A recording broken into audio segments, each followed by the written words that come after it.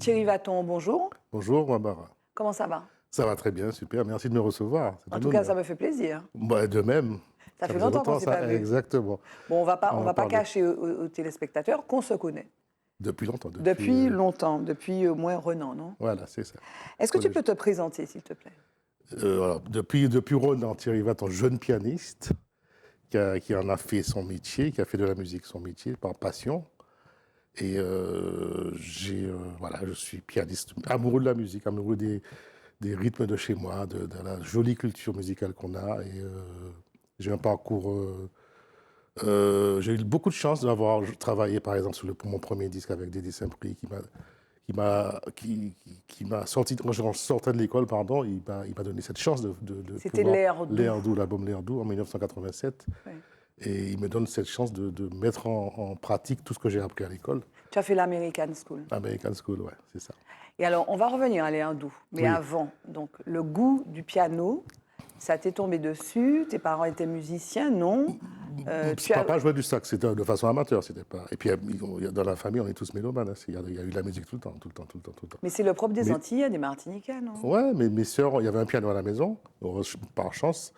Mes sœurs, on a tous fait, nous sommes 5 enfants, on a tous fait un peu de piano. Après, c'est moi qui gardais vraiment qui héritait de la fibre, je pense, paternelle, et qui Qui t'a poussé. m'a poussé. Et puis voilà. Et puis j'ai eu la chance aussi que mes parents me soutiennent dans cette voie. Tu dis beaucoup chance.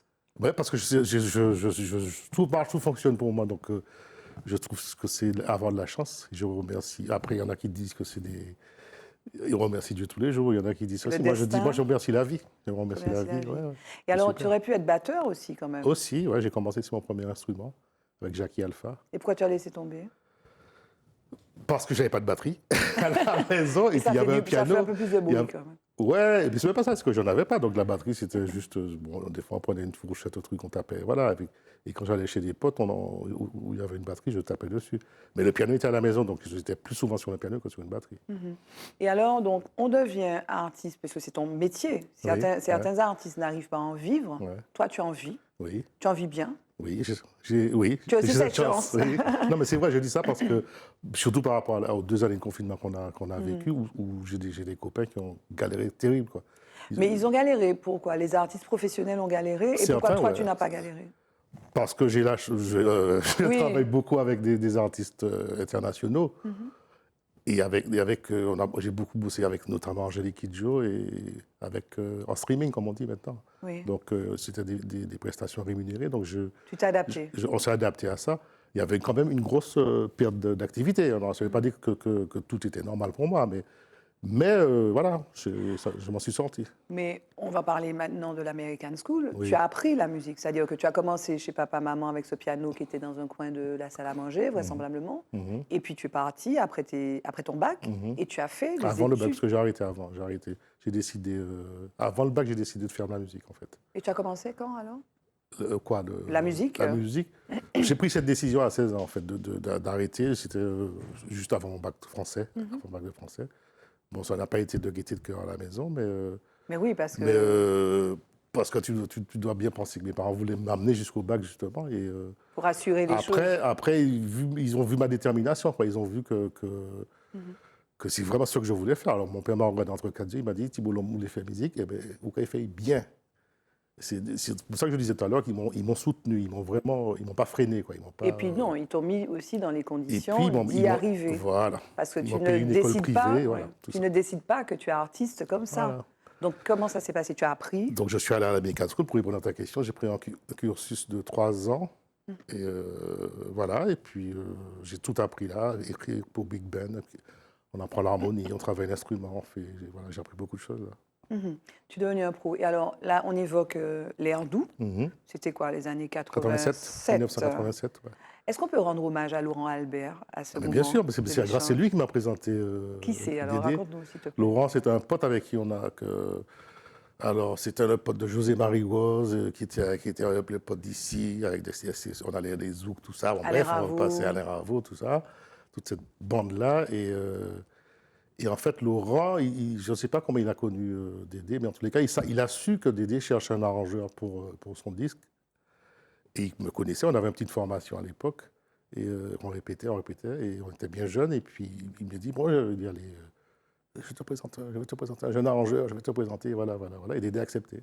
C'est lui qui t'a mis. C'est lui qui a fait la connexion. Il était percussionniste, Laurent. Ouais. Et il est décédé. De talent. Percussionniste de talent. Oui. Et il est décédé il y a quelques années. Ouais. Et alors, qu'est-ce que l'air doux? Donc c'était Dédé Saint-Prix qui n'avait pas fait de album depuis un moment, il me semble. Il n'en est pas fait depuis un moment, et puis c'est surtout, il est toujours ancré dans la tradition.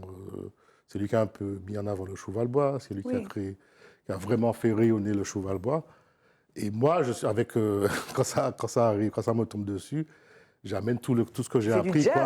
J'ai mélangé le cheval-bois avec le jazz, avec les harmonies jazz, avec des cuivres, avec des harmonies à 4 voix, 4-5 voix, et c'est là. Alors, je sais que apparemment, à l'époque, ça avait surpris, mais voire entre guillemets choqué certaines personnes. Oui, je ne regrette pas du tout. Hein. Mais par rapport à ce que Dédé faisait, en fait, Dédé était très publicité, musique traditionnelle, tout ça. Et là, on arrive avec un truc beaucoup plus orchestré, beaucoup plus orchestré. Et ça a déstabilisé quelques fans de Dédé, par exemple. En tout cas, donc toi, tu es arrangeur, tu aimes les big bands, les grandes formations. Tu en as créé un avec Tony Chasseur, musique au pays.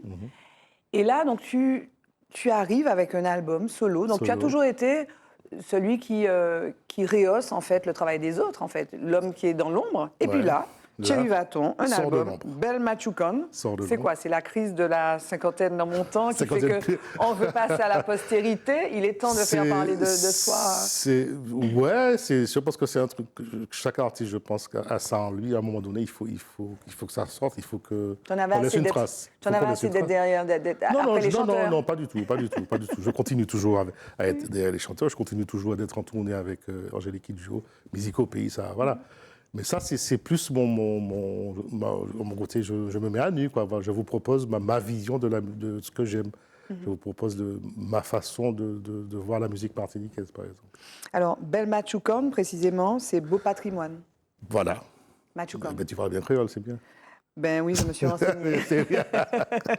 Et alors, parce que toi, tu es à la fois ancré et puis tu es très ouvert au monde. Oui, parce que la musique, pour moi, c'est universel. Et comme je dis souvent, c'est pour ça que je me suis lancé aussi avec Georges Granville dans les transcriptions et les écritures de bouquins.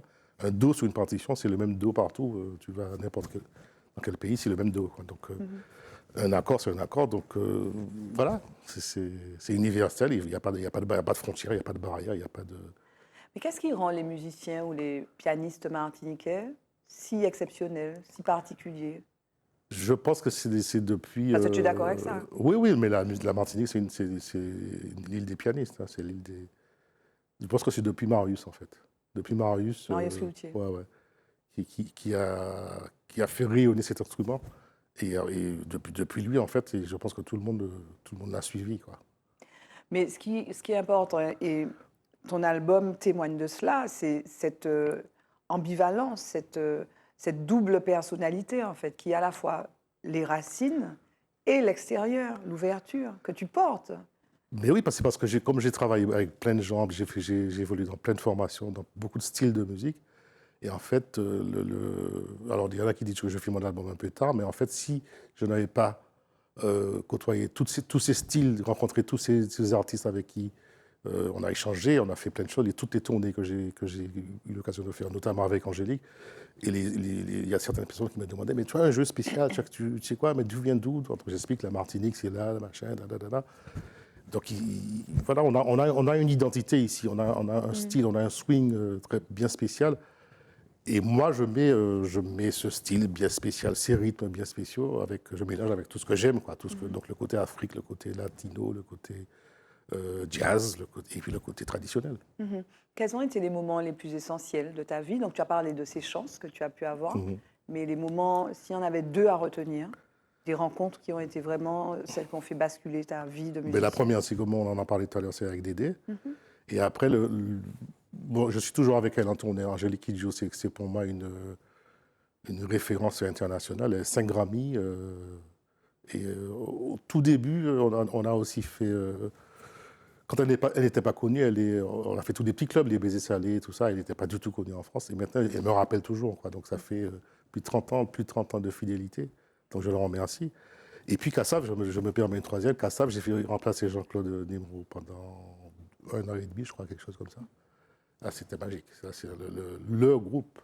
Qu'est-ce que c'était magique? Le fait d'être toujours sur la route, d'être... Tout, d'aller dans n'importe quel pays, et même les pays qui ne sont pas ni francophones, ni créolophones.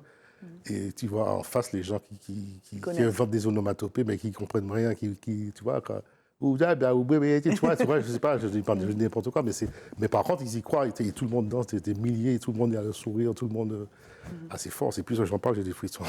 Oui, moi super, aussi. Hein. Est-ce que tu penses, vu ce que tu dis du pouvoir de la musique, de ce côté universel, est-ce que même si tu ne vis pas ici, hein, tu es effectivement en voyage ou bien tu vis en France, est-ce que tu penses qu'on accorde assez ou suffisamment d'importance à la musique, à la fois dans notre éducation, dans notre espace public Je pense qu'il y a non, à mon avis, il n'y a pas assez. Et c'est surtout dans les... Parce que c'est plus au niveau de l'éducation nationale, il faudrait imposer une certaine musique, un truc régional, quoi, un truc qu'on est en Martinique, il faut que les enfants connaissent la musique de la Martinique. Quoi.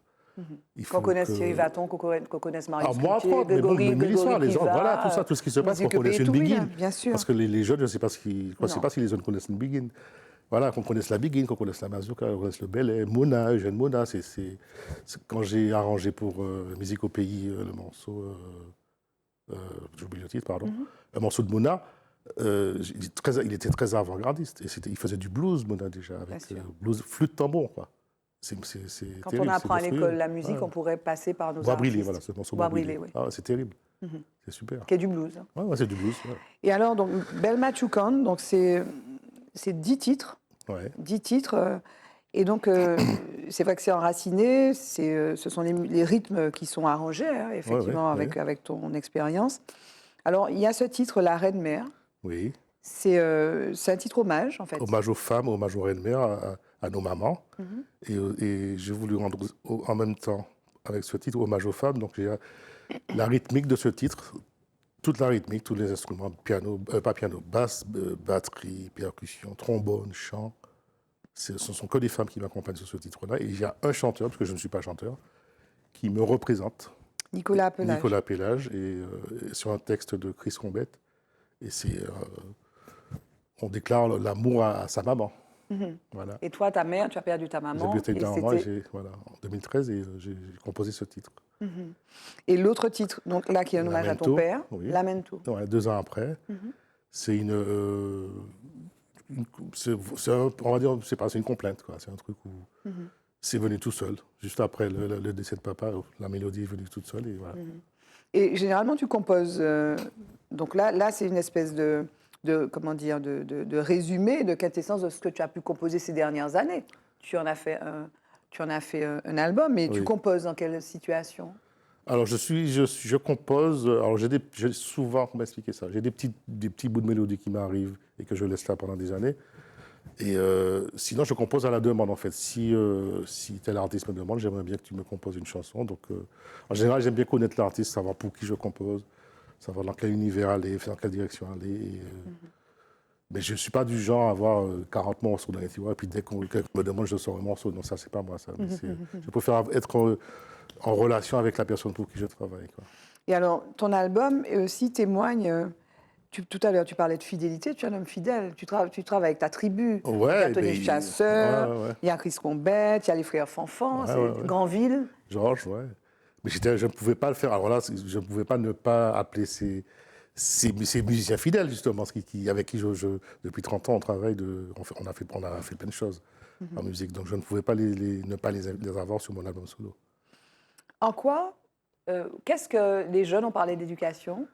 Si on devait donc caractériser ta musique pour des jeunes qui apprendraient, par exemple, des compositions de Thierry Vaton, qu'est-ce qu'il faudrait dire?